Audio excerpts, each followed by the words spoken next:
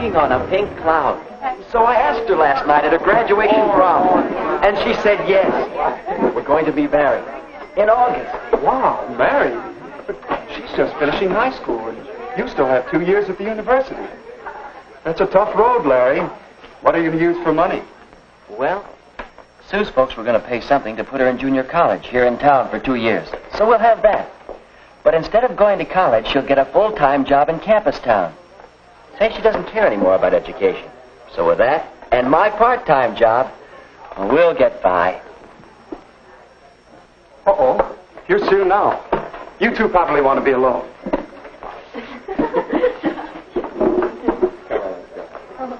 Sue, honey. Oh, Larry. Well, what's the matter? It's the folks. We had a terrible scene. I couldn't sleep a wink.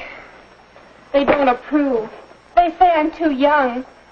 They want me to finish 2 more years of schooling before I even get engaged. Oh, Larry. Oh, buck up, sweetheart. They can't stop me. Relax. And act normal till after your graduation next week. Then I can borrow Phil's car. Down to Greenville. There's a justice of the peace down there. We'll elope, honey. But, Larry, I wanted a church wedding. And all the parties and showers for me, too. And my folks, that would break Mom's heart. Well, we're the ones that are getting married, not your folks. I don't know, Larry. I read somewhere that a marriage without parents' approval has 2 strikes on it from the start. But if eloping's the only way... No, maybe it isn't. Maybe you could convince your folks that you should get married.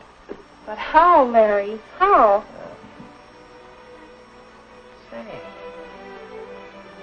I'll bet we could get some advice from the marriage counselor over at the church. His name is Hall. Bill told me about him. He teaches a course in marriage and family living at the college. Do you think he could help me with my folks? Well, it's worth a try, isn't it?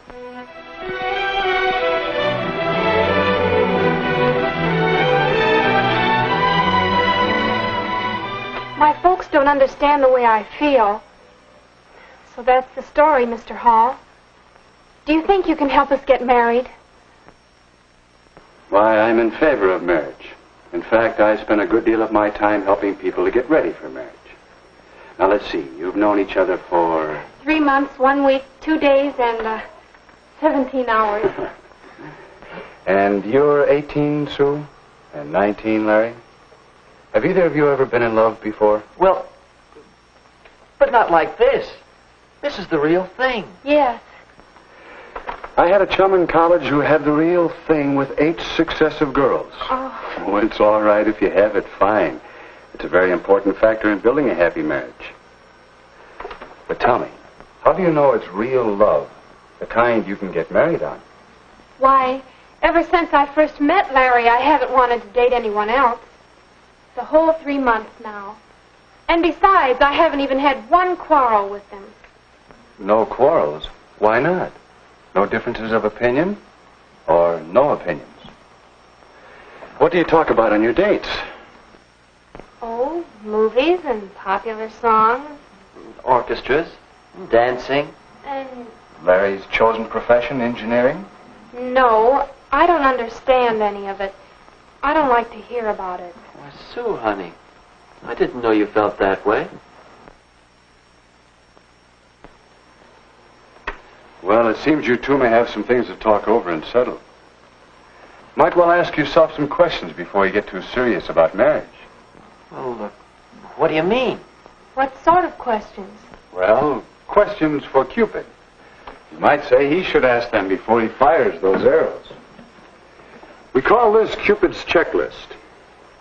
First, do you have similar backgrounds, similar bases for your ideals and standards? Second, are you real friends, comrades, pals through thick and thin?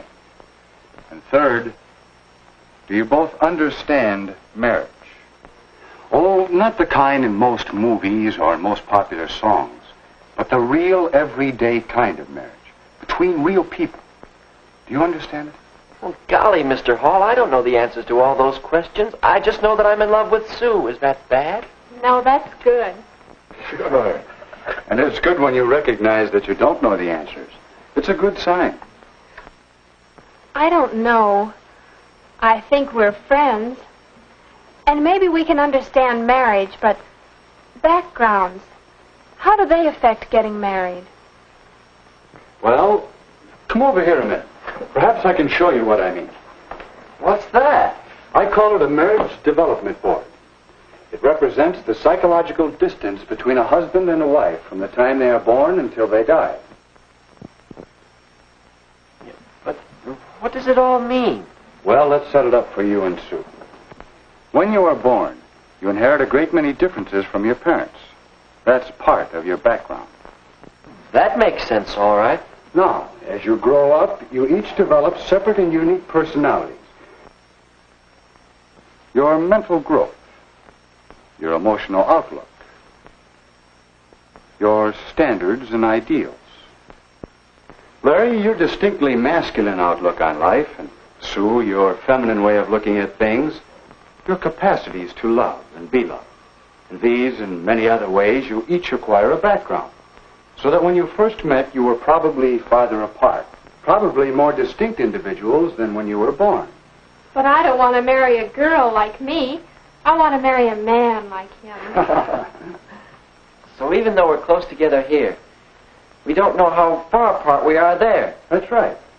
When you two met, there was probably an early physical reaction, a romantic attraction that pulled you together, a love appeal that hit you sort of boing.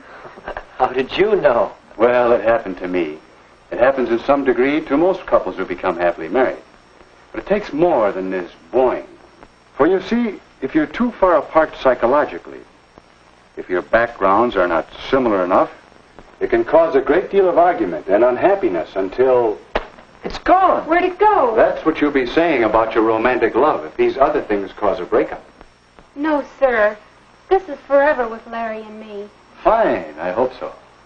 But don't you think it's wise to take time to find out how much strain these differences might put on your romantic love? But there isn't any time. Larry's going away in a couple of months. Yes. Did you two ever see these figures on length of engagement and how it relates to chances for happiness in marriage? No. Two separate studies showed the chance for happiness improves with a longer engagement period. It's fair for 6 months, better for a year or 2 years. Is that because there's a better chance to find out some of these differences and become real friends? Yes, a chance to find out if your relationship will wear well. Yes, but can't we settle these differences after we're married? And if you aren't successful, before you become too deeply involved, find out if the distance might turn out to be too great. Here's another angle that should interest you both. How age when married affects the chance for happiness. You can see that the chances are better after the man reaches 21 or so.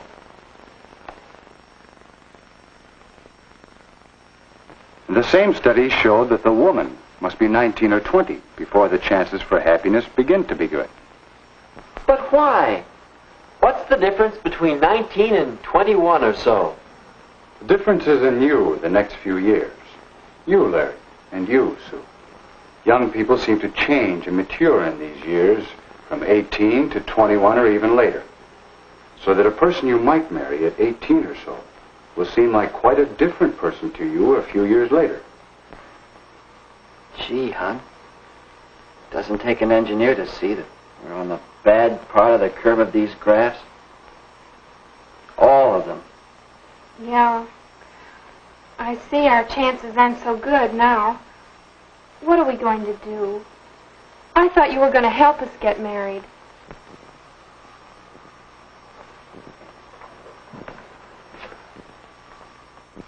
I believe I can.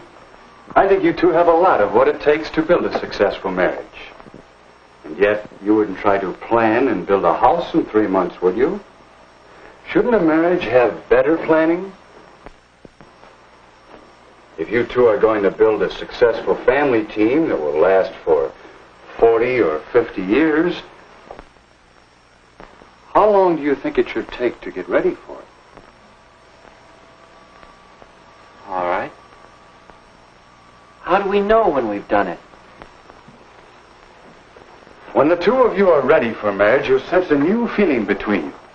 The two of you united as a pair, thinking as one unit, acting as one unit, in the building of a marriage and a new family.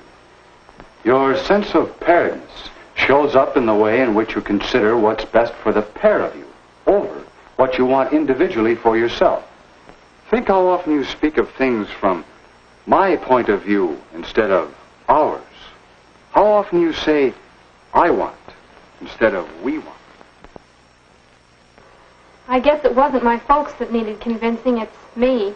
I mean, it's us, isn't it, Larry? Yeah, we'll say.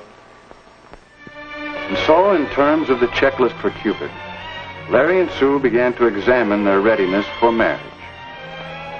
Do we have similar backgrounds? Do we agree on our religious beliefs? And have the same feelings about religion in general? Do we have the same ideals and standards and tastes?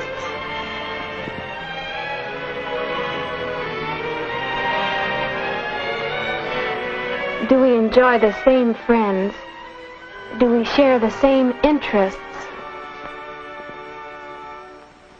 And what about Sue and me? Are we real friends? Do we have a real happiness in being together? Talking? Or just doing nothing together? Does each of us really want to make the other one happy?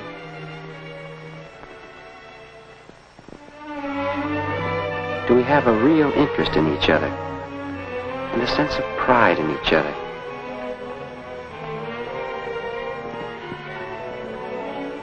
Do we know each other's peculiarities? Do we both have a spirit of give and take? Can we quarrel and come out of it with something better than before?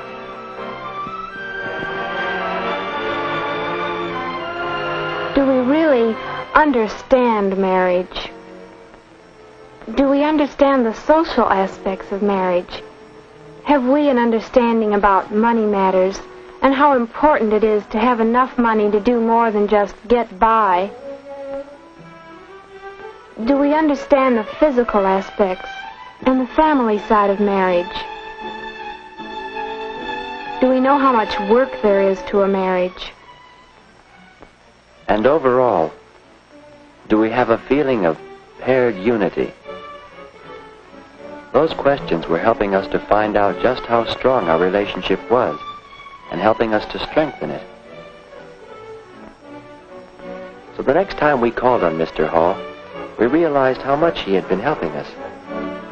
He had been talking for some time with our parents, and there seemed to be general agreement that Sue and I now had a much better idea of just how much psychological distance still separated us.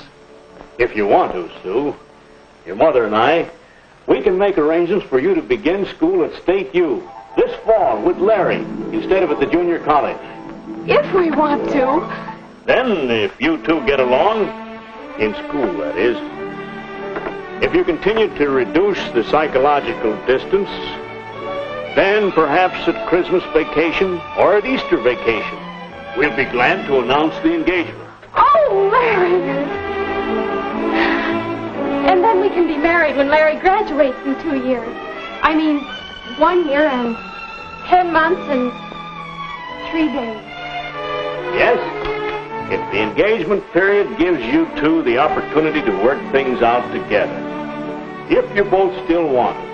I guess you might say we're engaged to be engaged. And Mr. Hall, we both want to thank you.